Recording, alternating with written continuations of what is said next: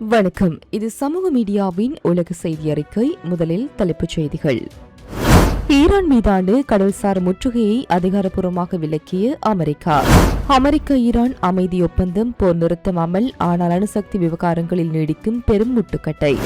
பெர்சாய் ஒப்பந்தத்தின் முதல் ரிசல்ட். ஹார்மோஸ் ஜலசந்தியை உடைத்துக் கொண்டு வெளியேறிய 3 சவுதி சூப்பர் டேங்கர்கள். கடலில் மீண்டும் நகரும் கச்சா எண்ணெய். ரஷ்யா உக்ரைன் போர். மாஸ்கோ சுத்திகரிப்பு ஆலை மீதான தாக்குதல் நியாயமானதே. உக்ரைன் அதிபர் ஜெலன்ஸ்கி அதிரடி முழக்கம். அமெரிக்க அதிபர் டொனால்டு டிரம்ப் மற்றும் ஈரானிய அதிபர் மசூத் பெசக்கியன் ஆகிய இரு நாட்டு உச்ச தலைவர்களும் இஸ்லாமாபாத் புரிந்துணர்வு ஒப்பந்தத்தில் கையெழுத்திட்டதை தொடர்ந்து அதன் முதல் முக்கிய நிபந்தனை உடனடியாக அமலுக்கு வந்துள்ளது. ஈரானிய துறைமுகங்களை சூழ்ந்திருந்து அமெரிக்க கடற்படையின் பிரமாண்ட முற்றுகை அதிகாரப்பூர்வமாக விலக்கிக் கொள்ளப்பட்டுள்ளதாக அமெரிக்க மத்திய கட்டளை மையம் அறிவித்துள்ளது. வியாழக்கிழமை நள்ளிரவு வெளியான இந்த அதிரடி அறிவிப்பின் முக்கிய விவரங்கள் இதோ. அமெரிக்க ராணுவத்தின் மத்திய கட்டளை மையம் தனது அதிகாரப்பூர்வ எக்ஸ் பக்கத்தில் வெளியிட்டுள்ள அறிக்கையில், அமெரிக்க அதிபரின் உத்தரவின்படி ஈரானிய துறைமுகங்களிலிருந்து வெளியேறும் அல்லது அங்கு உள்ளே நுழையும் வணிக மற்றும் சரக்கு கப்பல்கள் மீது விதிக்கப்பட்டிருந்த கடல்சார் முற்றுகை அமலாக்க முயற்சிகள் அனைத்தும் தற்போதைய வினாடி முதல் முழுமையாக நிறுத்தப்பட்டுள்ளன. ஈரான் மீதான கடல்சார் தடைகளை அமெரிக்கா அதிகாரப்பூர்வமாக நீக்கியுள்ளது. முன்னதாக கசிந்து 14 அம்ச வரைவு ஒப்பந்தத்தில் ஒப்பந்தம் கையெழுத்தான 30 நாட்களுக்குள் கடல்சார் முற்றுகையை அமெரிக்கா விலக்கிக் கொள்ள வேண்டும் என நிபந்தனை விதிக்கப்பட்டிருந்தது. ஆனால் ட்ரம்ப் வெர்சாய் அரண்மனையில் வைத்து ஒப்பந்தத்தை அமல்படுத்திய சில மணி நேரங்களிலேயே இந்த நடவடிக்கை மிக அவசர வேகத்தில் எடுக்கப்பட்டுள்ளது. சர்வதேச அரங்கில் பெரும் வியப்பை ஏற்படுத்தியுள்ளது. முற்றுகை முற்றிலும் நீக்கப்பட்டு உலக எண்ணெய் வர்த்தகத்தின் முக்கிய பாதையான ஹார்மோஸ் ஜலசந்தி இயல்பு நிலைக்கு திரும்ப தொடங்கியுள்ள போதிலும் அமெரிக்க கடற்படை வளைகுடா பிராந்தியத்திலிருந்து முழுமையாக வெளியேறாது என்பதை சென்காம் தெளிவுபடுத்தியுள்ளது. எட்டப்பட்டுள்ள இந்த அமைதி ஒப்பந்தத்தின் 14 அம்சங்களும் இருதரப்பிலும் சரியாக கடைபிடிக்கப்படுவதையும் பின்பற்றப்படுவதையும் உறுதி செய்ய அமெரிக்க கடற்படை கப்பல்கள் வளைகுடா பகுதியில் தொடர்ந்து நிலைநிறுத்தப்பட்டிருக்கும். ஒப்பந்த விதிமுறைகள் முழு பலத்துடன் அமலில் இருப்பதை மேற்பார்வையிடவும், பிராந்தியத்தில் ஏதேனும் கடைசி நேர அத்துமீறல்கள் நடந்தால் அதை எதிர்கொள்ளவும் அமெரிக்க படைகள் அங்கு விழிப்புடன் இருக்கும் என தெரிவிக்கப்பட்டுள்ளது. இதன் மூலம் ஈரானிய கச்சா எண்ணெய் மற்றும் பெட்ரோ கெமிக்கல் பொருட்கள் எவ்வித தடையுமின்றி உலக சந்தைக்கு வரவுள்ளதால் நேற்று பீப்பாய்க்கு $80க்கும் கீழே சரிந்த சர்வதேச கச்சா எண்ணெய் விலை இன்று மேலும் கணிசமாக வீழ்ச்சியடையும் என எதிர்பார்க்கப்படுகிறது. ட்ரம்ப் ஈரானிடம் சரணடைந்து விட்டார் என உள்நாட்டில் ஜனநாயக கட்சியினர் கடுமையாக விமர்சித்து வரும் வேளையில் ட்ரம்ப் நிர்வாகம் ஒப்பந்தத்தின் நிபந்தனைகளை மிக தீவிரமாக செயல்படுத்த தொடங்கியுள்ளது. தமிழர்களின் பெருமை ஒரே மேடையில் வெளியிடப் போகின்றது. இது ஒரு செலிப்ரேஷன் ஆஃப் கிரேட்னஸ். எதிர்வரும் ஜூன் 20 சனிக்கிழமை legends and icons awards 2026. America மற்றும் ஈரான் இடையே கடந்த 4 மாதங்களாக நீடித்து வந்த கொடூர போரை முடிவுக்கு கொண்டு வரும் வரலாற்று சிறப்புமிக்க இஸ்லாமாபாத் புரிந்துணர்வு ஒப்பந்தம் அதிகாரப்பூர்வமாக இரு நாட்டு உச்ச தலைவர்களாலும் கையெழுத்திடப்பட்டு தற்பொழுது முழுமையாக அமலுக்கு வந்துள்ளது. இந்த ஒப்பந்தம் ஒரு பிராந்திய போருக்கான உடனடி ஆபத்தை தணித்திருந்தாலும் இரு நாடுகளுக்கும் இடையே இன்னும் தீர்க்கப்படாத பல கடுமையான சர்ச்சைகள் நீடித்து வருகின்றன. இரு நாடுகளுக்கும் இடையே தற்பொழுது அதிகாரப்பூர்வமாக 60 நாட்களுக்கான போர் நிறுத்தம் அமலுக்கு வந்துள்ளது. இது நீண்டகால அமைதி பேச்சுவார்த்தைகளுக்கான ஆரம்ப பாதையை உருவாக்கியுள்ளது. உலக எண்ணெய் விநியோகத்தின் இதயமாக கருதப்படும் ஹார்மோஸ் ஜலசந்தி வணிக கப்பல்களின் போக்குவரத்திற்காக தற்பொழுது முழுமையாக திறந்து விடப்பட்டுள்ளது. அமெரிக்க மத்திய கட்டளை மையம் ஈரானிய துறைமுகங்கள் மீதான தனது கடல்சார் முற்றுகையை நேற்று நள்ளிரவோடு முழுமையாக விலக்கிக் கொண்டுள்ளது. இந்த புரிந்துணர்வு ஒப்பந்தம் தற்காலிக அமைதியை கொண்டு வந்திருந்தாலும் இறுதி ஒப்பந்தத்தை எட்டுவதற்கு மிக கடினமான சில பிரச்சினைகள் இன்னும் தீர்க்கப்படாமல் உள்ளதாக ராஜதந்திர நிபுணர்கள் எச்சரிக்கின்றனர்.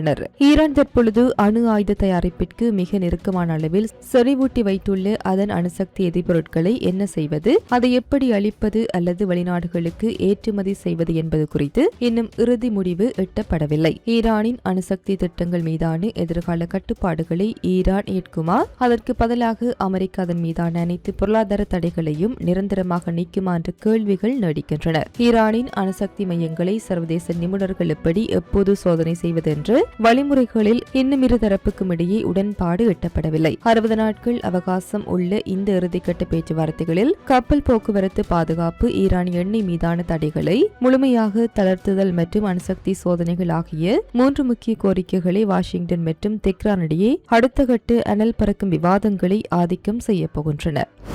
அமெரிக்க அதிபர் டொனால்ட் ட்ரம்ப் மற்றும் ஈரானிய அதிபர் மசூத் பெசக்கியான் ஆகியோர் அமைதி புரிந்துணர்வு ஒப்பந்தத்தில் கையெழுத்திட்டு அடுத்த சில மணி நேரங்களிலேயே அதன் நேரடி தாக்கம் உலகின் மிக முக்கிய கடல்வழி பாதையான ஹார்மோஸ் ஜலசந்தியில் எதிரொலிக்க தொடங்கியுள்ளது. கடந்த பிப்ரவரி 28 முதல் போரினால் முற்றிலுமாக முடங்கி கிடந்த இந்த நீர்ச்சந்தியில் தற்பொழுது வணிக கப்பல்களின் போக்குவரத்து மீண்டும் வேகம் எடுத்துள்ளது. பிரபல சர்வதேச எரிசக்தி தரவு பகுப்பாய்வு நிறுவனமான கேப்லர் வெளியிட்டுள்ள புதிய செயற்கைக்கோள் கப்பல் மற்றும் கண்காணிப்பு தரவுகளின்படி சவுதி அரேபியாவிற்கு சொந்தமான 3 பிரமாண்ட கச்சா எண்ணெய் சூப்பர் டேங்கர்கள் ஹார்மோஸ் ஜலசந்தியை பாதுகாப்பாக கடந்து வெளியேறியுள்ளது உறுதி செய்யப்பட்டுள்ளது. போர் அபாயம் காரணமாக கடந்த 2 மாதங்களாக தங்களது இருப்பிட காட்டு சிக்னல்களை அணைத்து வைத்து வளைகுடா கடற்பகுதிக்குள் முடங்கியிருந்த இந்த கப்பல்கள் ஒப்பந்தம் கையெழுத்தானதும் தங்களது சிக்னல்களை ஆன் செய்து பொது கண்காணிப்பு பாதையில் பயணிக்க தொடங்கியுள்ளன.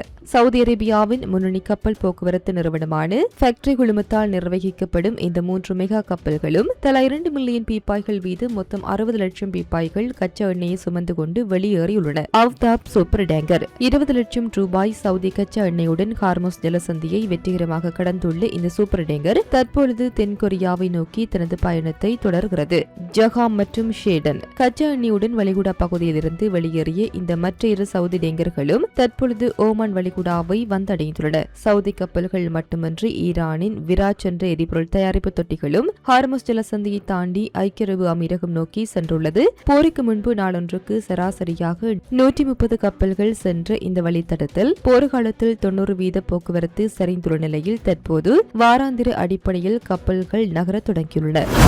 ரஷ்ய தலைநகர் மாஸ்கோவில் உள்ள மிகப்பெரிய எண்ணெய் சுத்திகரிப்பு ஆலை மீது ஒரே வாரத்தில் 2வது முறையாக உக்ரைன் நடத்திய அசுரவேக ட்ரோன் தாக்குதல் 2 நாடுகளுக்கும் இடையேயான போரை உச்சக்கட்ட பதற்றத்திற்கு கொண்டு சென்றுள்ளது. இந்த தாக்குதல் குறித்து உக்ரைன் தரப்பிலிருந்து வந்துள்ள அதிகாரப்பூர்வ விளக்கம் மற்றும் சர்வதேச அரசியல் நகர்வுகளின் முக்கிய விவரங்கள் இதோ. ரஷ்யாவின் குற்றச்சாட்டுகளுக்கு தனது டெலிகிராம் பக்கத்தில் நேரடியாக பதிலளித்துள்ள உக்ரைன் அதிபர் வோலோடிமிர் ஜெலன்ஸ்கி இத்தாக்குதலை உக்ரைன் ராணுவத்தின் தொலைதூர பொருளாதார தடைகள் என குறிப்பிட்டுள்ளார். எங்கள் நகரங்கள் மற்றும் குடியிருப்பு மீது ரஷ்யா தொடர்ந்து நடத்தி வரும் வான்வழி தாக்குதல்களுக்கு உக்ரைன் கொடுத்துள்ள முற்றிலும் நியாயமான மற்றும் தகுந்த பதிலடிதான் இந்த மாஸ்கோ சுத்திகரிப்பு ஆலை மீதான தாக்குதல். ரஷ்யாவின் போர் இயந்திரத்திற்கு தேவையான எரிபொருளை வழங்கும் இத்தகைய உள்கட்டமைப்புகளை எங்களது வீரர்கள் தொடர்ந்து துல்லியமாக தகர்ப்பார்கள். உக்ரைன் தலைநகர் கீஃபில் உள்ள 1000 ஆண்டுகள் பழமையான ஆன்மீக சின்னமாக பெச்சர்ஸ்லாவ்ட்ரா மடாலயத்தின் மீது ரஷ்யா அண்மையில் நடத்திய தாக்குதலுக்கு பழிவாங்கவே இந்த 137 ட்ரோன் பாரேஜ் தாக்குதல் நடத்தப்பட்டதாக உக்ரைன் பாதுகாப்பு படையினர் தெரிவித்துள்ளனர். ரஷ்ய பாதுகாப்பு அமைச்சகம் வெளியிட்டுள்ள அவசர அறிக்கையில் உக்ரைன் எல்லையில்லாத வான்வழி போரை தொடங்கியுள்ளதாக குற்றம் சாட்டியுள்ளது. மாஸ்கோ, ட்ரோஸ்டோவ், பெல்கோரோட் உள்ளிட்ட 17 ரஷ்ய பிராந்தியங்களை நோக்கி வந்த ஒட்டுமொத்த 555 உக்ரைன் ஆளில்லா விமானங்களை தங்களது வான் பாதுகாப்பு படைகள் சுட்டு வீழ்த்தியதாக ரஷ்யா உரிமை கோரியுள்ளது.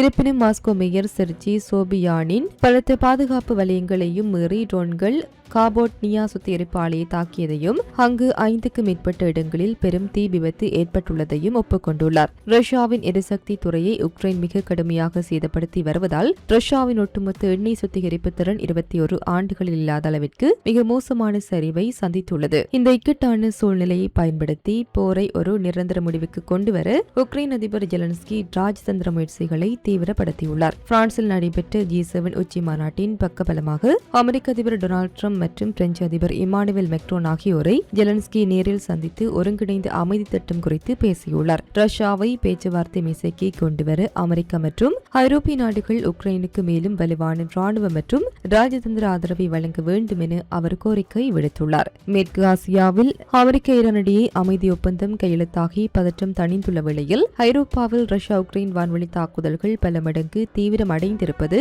உலக நாடுகளை கவலையடைய செய்துள்ளது. இத்துடன் குறித்த காணொளி நிறைவு பெறுகின்றது. இது தொடர்பிலான உங்களுடைய கருத்துக்களை கமெண்ட் வாயிலாக தெரிவிக்கலாம். இது போன்ற பல செய்திகளை தெரிந்து கொள்ள நம்முடைய சமூக மீடியா யூடியூப் சேனலை சப்ஸ்கிரைப் செய்து அருகிலுள்ள பெல் பட்டனை கிளிக் செய்யுங்கள். மேலும் செய்திகளை உடனுக்குடன் தெரிந்து கொள்ள சமூகமீடியா.com என்ற இணையதளத்தின் வாயிலாக எங்களுடன் இணைந்திருங்கள்.